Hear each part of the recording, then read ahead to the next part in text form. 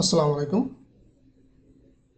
আজকে আমাদের মেঘা আয়োজন ইন্টারন্যাশনাল অ্যাফেয়ার্স, অর্থাৎ আমরা বাংলা সাহিত্য শেষ করেছি, ইংরেজি সাহিত্য প্রায় শেষ, সাথে আমাদের চলছে ম্যাথ প্রিপারেশন প্রতি শুক্রবার। আজকে আমরা শুরু করলাম প্রথমবারের মতো ইন্টারন্যাশনাল অ্যাফেয়ার্স। এর মাঝে মাঝে বাংলাদেশ অ্যাফেয়ার্সও শুরু হবে, অর্থাৎ আলী একাডেমি বিডির ফেসবুক পেজ এবং ইউটিউব চ্যানেলে কমপ্লিট একটি গাইডলাইন এবং কমপ্লিট শিক্ষা ব্যবস্থা বা কমপ্লিট প্রিপারেশন হয়ে যাবে যদি আলী একাডেমি বিডির ফেসবুক পেজ এবং ইউটিউব চ্যানেলে নিয়মিত লেকচারগুলো দেখে থাকেন। তো চলুন আজকে আমরা এই পর্বের মাধ্যমে জেনে নেব সন্ধে সন্ধে সার্কভুক্ত বা দক্ষিণ এশিয়ার দেশসমূহ। আমাদের ইন্টারন্যাশনাল অ্যাফেয়ার্সে প্রায় পরীক্ষায় আসে কোনটি সার্কভুক্ত দেশ, অর্থাৎ কোন দেশটি সার্কভুক্ত, অথবা একটা দেশের নাম বলে দেয় সেটি সার্কভুক্ত কিনা বা এশিয়ার মধ্যে কিনা বা ইউরোপিয়ান কান্ট্রি কিনা। এইগুলো আমাদের অনেকেরই মনে থাকে না বা মনে রাখাও সো টাফ, কারণ এর কোনো লিমিটেশন নেই। এর যদি আমরা মুখস্থ করতে যাই সেই ক্ষেত্রে আমাদের ব্রেনের উপরে প্রেশার পড়বে। খানিকক্ষণ মনে থাকলেও আমাদের স্থায়ীভাবে দীর্ঘদিন মনে থাকার সম্ভাবনা খুবই ক্ষীণ। তাই আমরা ছন্দের মাধ্যমে সাজিয়ে নিয়েছি যাতে করে আমাদের শিক্ষার্থী ভাই বোনেরা একটি মাত্র লাইন পড়লেই সার্কভুক্ত বা দক্ষিণ এশিয়ার দেশসমূহ মনে রাখতে পারেন। ছন্দটি খুবই চমৎকার বন্ধুরা। MBA is for BNP. এটি কোনো রাজনৈতিক প্রেক্ষাপটে সাজানো হয়নি, এটি জাস্ট ছন্দের মিলানোর জন্যই বিএনপি, এটাকে অন্যভাবে নেবেন না। বিএনপি, আমরা জানি যে বিএনপি নামে একটি রাজনৈতিক দল রয়েছে বাংলাদেশে, আমরা সেটিকে মেন করে করিনি। এটি জাস্ট আমাদের ছন্দের মিলের জন্য এবং পড়ালেখার একটু সময় কম বাঁচানোর জন্য আমরা জাস্ট ছন্দটি মিলিয়ে নিয়েছি। এমবিএ ইজ ফর বিএনপি, এটা যদি আমরা মনে রাখতে পারি তাহলে আমাদের সার্কভুক্ত যে দেশ রয়েছে বা দক্ষিণ এশিয়ার যে দেশ রয়েছে প্রত্যেকটি দেশই আমাদের মনে থাকবে। তাহলে দেখুন তো, সার্কভুক্ত দেশ যে 8টি দেশ রয়েছে, 8টি দেশ আমাদের মুখস্থ করার কোনো দরকার নেই। জাস্ট আমরা যদি এই ছন্দটি পড়ি, এই লাইনটি যদি আমরা মনে রাখতে পারি তাহলেই আমাদের কি হবে, আমাদের 8টি দেশ মুখস্থ, ঠুটস্থ, আত্মস্থ, হৃদয়স্থ বা পরীক্ষার খাতায় বমিস্থ করার উপযোগী হয়ে যাবে। তো চলুন ছন্দাংশের সাথে সাথে আমরা দেশগুলো মিলিয়ে পড়ার চেষ্টা করি। ছন্দাংশ এবং সার্কভুক্ত বা দক্ষিণ এশিয়ার দেশসমূহ। এম এ হচ্ছে Maldives, B for Bhutan, A for Afghanistan, I for India or Bharat, S for Sri Lanka, B for Bangladesh, N for Nepal, P for Pakistan. তাহলে দেখুন, ছন্দ যদি আমরা মনে রাখতে পারি তাহলে কিন্তু আমরা ইজিলি মনে রাখতে পারবো কোনটি সার্কভুক্ত দেশ বা দক্ষিণ এশিয়ার দেশ। এবার আমরা চলুন, আমাদের যেহেতু রাজধানীও আসে, বিভিন্ন দেশের রাজধানী সম্পর্কে জানতে চাই এবং সার্কভুক্ত বা দক্ষিণ এশিয়ার দেশ সম্পর্ক থেকে তো অবশ্যই রাজধানী জানতে চাওয়া হয় প্রায়। তো আমরা রাজধানীগুলোও জেনে নেই।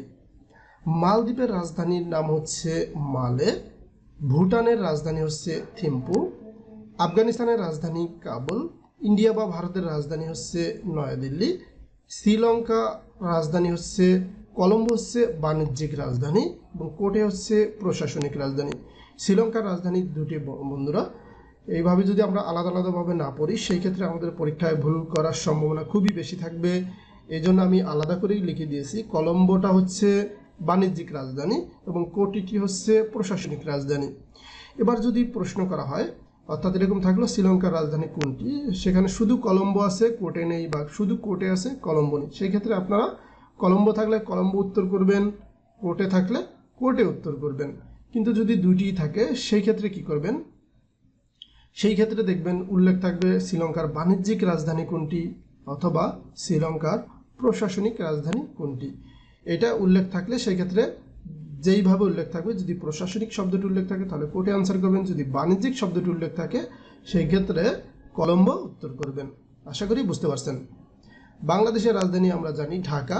এটা কিন্তু 33তম বা 34তম বিসিএসে একটা প্রশ্ন এসেছিল, বাংলাদেশের রাজধানী কোনটি। সেখানে বলা হয়েছিল ঢাকা, ঢাকা উত্তর, ঢাকা দক্ষিণ বা জাহাঙ্গীরনগর, এরকম কিন্তু প্রশ্ন করা হয়েছিল। সেই ক্ষেত্রে দেখুন অনেকে কনফিউজড হয়ে যাবেন। তখন এই ধরনের প্রশ্ন করার মূল কাহিনী ছিল হচ্ছে, তখন মূলত ঢাকা সিটি কর্পোরেশনকে দুই ভাগে ভাগ করা হয়, উত্তর ঢাকা সিটি কর্পোরেশন এবং দক্ষিণ ঢাকা সিটি কর্পোরেশন।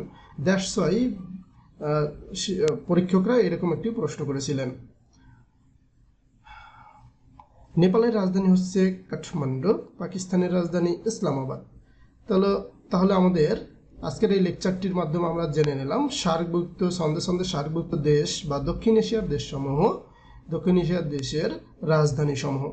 আশা করি এখান থেকে প্রশ্ন আসলে আমাদের শিক্ষার্থী ভাই বোনেরা শতভাগ উত্তর করতে পারবেন এবং শতভাগ মার্ক তুলে নিতে পারবেন।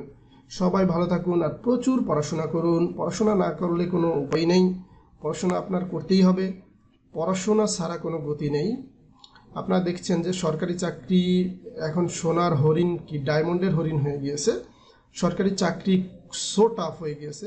MBA পাশ করা একজন ছেলে বা মেয়ে তারা জব করছেন প্রাইমারিতে, তার আমি বলছি না যে প্রাইমারি খারাপ, তারা জব করছেন রেলওয়ের ক্লিনার হিসাবে বা স্টোর কিপার হিসাবে, বিভিন্ন যে চতুর্থ শ্রেণীর জবগুলো সেইটা কিন্তু বিভিন্ন ইউনিভার্সিটির ছেলেরা অথবা MBA মাস্টার্স কমপ্লিট করা ছেলেমেয়েরাও সেই জবে ঢুকে যাচ্ছে। কাজেই বুঝুন যে নবম গ্রেডের চাকরি পেতে, নবম বা দশম গ্রেডের চাকরি পেতে কতটা ফাইট করতে হবে আপনাদের। সেই ফাইট যদি আপনারা না করেন, অর্থাৎ নিজেরা যদি পড়াশোনা না করেন, ঘুমিয়ে ঘুমিয়ে সময় কাটান, সেই ক্ষেত্রে আপনাদের পায়ে আপনারা নিজেরাই কুড়াল মারবেন। এখন যদি আপনাকে সময়ের দাম না দেন, সেই ক্ষেত্রে এক সময় আপনাকে মূল্যায়ন করবে না। এজন্যই বলি, যতই পড়িবেন ততই শিখিবেন, যতই পড়িবেন তত দ্রুত চাকরি পাবেন। তো সবাই ভালো থাকুন। আশা করি আজকের লেকচারটি ভালো লেগেছে। যদি ভালো লেগে থাকে বন্ধুদের সাথে শেয়ার, সাবস্ক্রাইব, কমেন্টস করতে ভুলবেন না। এবং পরবর্তী ভিডিওটি কোন টপিকের উপরে বানালে আপনার বেশ উপকার হয় সেই বিষয়ে আমাদের মতামত দিতে পারেন কমেন্ট সেকশনে, অথবা ইউটিউব থেকে দেখলে কমেন্ট সেকশনে, ফেসবুক থেকে দেখলে কমেন্টস বা মেসেঞ্জারে নক করতে পারেন। আমরা চেষ্টা করব আপনাকে ডেডিকেট করে পরবর্তী ভিডিওটি বানানোর। সবাই ভালো থাকুন। আল্লাহ হাফেজ।